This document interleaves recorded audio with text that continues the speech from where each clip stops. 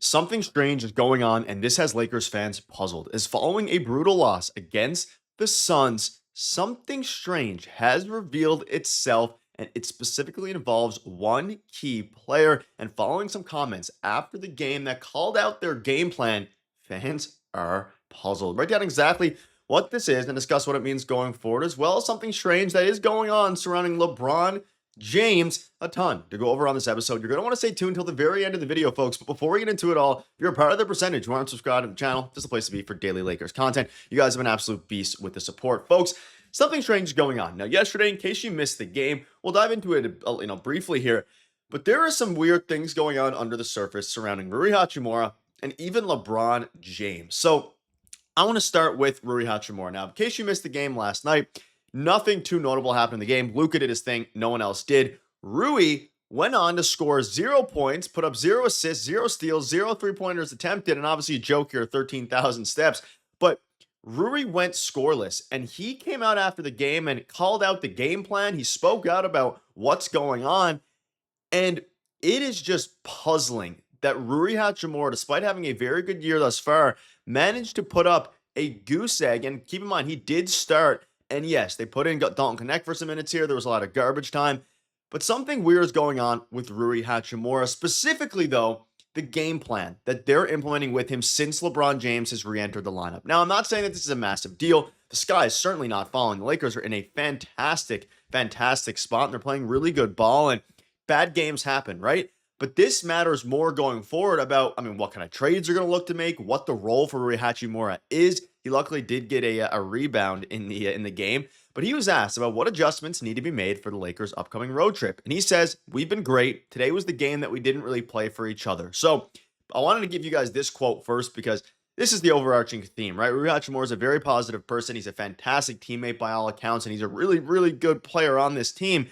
But something, weird was going on, and they asked him about how he only got one shot, and that's the most telling thing.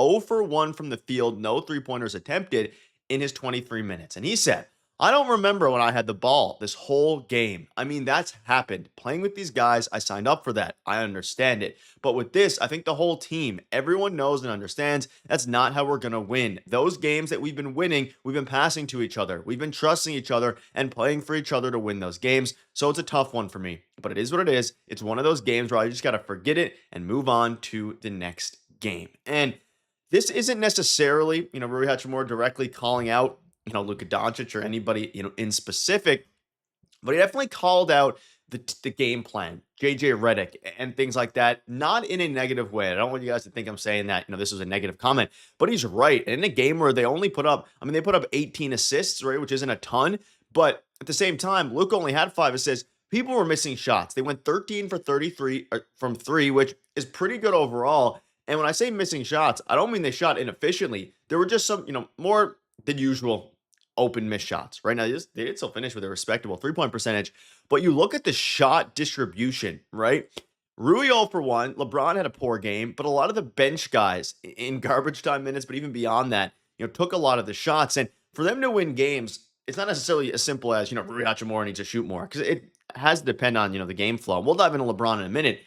But this was it wasn't a great game, and it was unfortunate because, Reaves didn't have his best offensive game. LeBron certainly didn't have his best offensive game. Only really, he had under 10 points, the majority of it.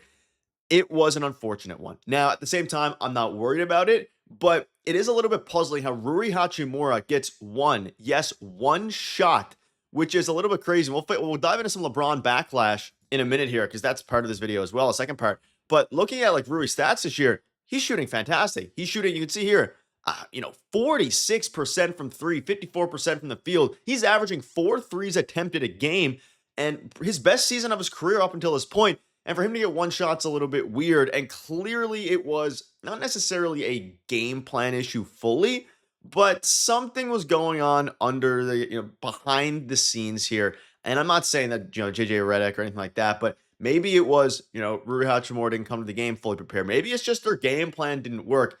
It's weird that only one shot was put up, and a lot of fans are talking about it. Now, at the end of the day, not a massive deal, right? Rui's going to be fine. The team will be fine, and he'll get more shots than that. But it is telling that he went this in-depth into, quoting after the game and kind of calling out the fact that if they want to win games, I mean, yeah, the Suns are having a really good year randomly. They have Dylan Brooks. They have a lot of guys that are capable.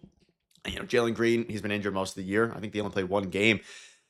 They got to take care of business. They got to move the ball a little bit more. But this also lends to the fact that LeBron James, and I want to get your guys' thoughts on this because JJ Redick tried calling a play for LeBron, who was laughing at the Suns bench down 21. You could hear JJ on the clip say LeBron, and LeBron was just talking to Jordan Goodwin, of course, former teammate last year. JJ had to use the timeout. But this has led to articles, and you'll see here, right? Articles speculating, rather pointing out that he's facing backlash for stat padding. And I want to get your guys' thoughts on this because we're all LeBron fans, or most of us, I'm sure, we're all Lakers fans at heart. And articles now and people on Twitter, especially non-Lakers fans, are starting to call out the fact that LeBron is stat padding, or at the very least, LeBron is, the 10 points yesterday wasn't super, at least according to a lot of people, genuine. And you can see here, LeBron just had the most shameless stat pad of all time to preserve his 10-point streak. LeBron James, when it comes to stat padding and blowouts, just keep a stupid 10-point streak going. What are your guys' thoughts on this? Now, I don't think it's a little bit worrying that, again, LeBron's coming off an injury. He's 40 years old. Is this the year that he slows down? It's possible, right? And it's bound to happen eventually. LeBron didn't have a great game, but if you watch the game, and let me know down below if you agree or disagree, he almost seemed checked out from the start. Not super engaged, not trying to, and I never want to accuse LeBron of not trying to win, but it seemed like he was a little bit more checked out than usual. And that translated to the score sheet. I mean, he had to hit a step back three to get his 10 points. And once he got his 10 points, he subbed out of the game and let, Gabe Vincent, all these guys, Dalton Knecht get in. It was a little bit of a weird game. Now, since returning from his sciatica injury, he's averaging 15 points, 4 rebounds, 7 assists on okay splits, but he was questionable against the Suns. He pushed to play. And now, he went out there and he didn't look super engaged. And I'm not saying that this is necessarily a cause for concern, but there is some things happening, under the surface for this team. And it's not as simple as, this one bad game because LeBron hasn't looked great since he returned. He did have a great game before the last game. But I just want to point out these things because as the season goes on, yes, the Lakers look really, really good overall. They have a big upcoming road trip. They're going to be playing the Raptors. The Raptors are on fire as well, though they've lost 2 in a row heading into their game tonight. Of course, the Lakers play them tomorrow, second night of a back-to-back. Or not tomorrow. I believe they play them on, the day after tomorrow, so Thursday. Regardless, they need to figure out a couple things. Rui should never only get one shot. Simple as that.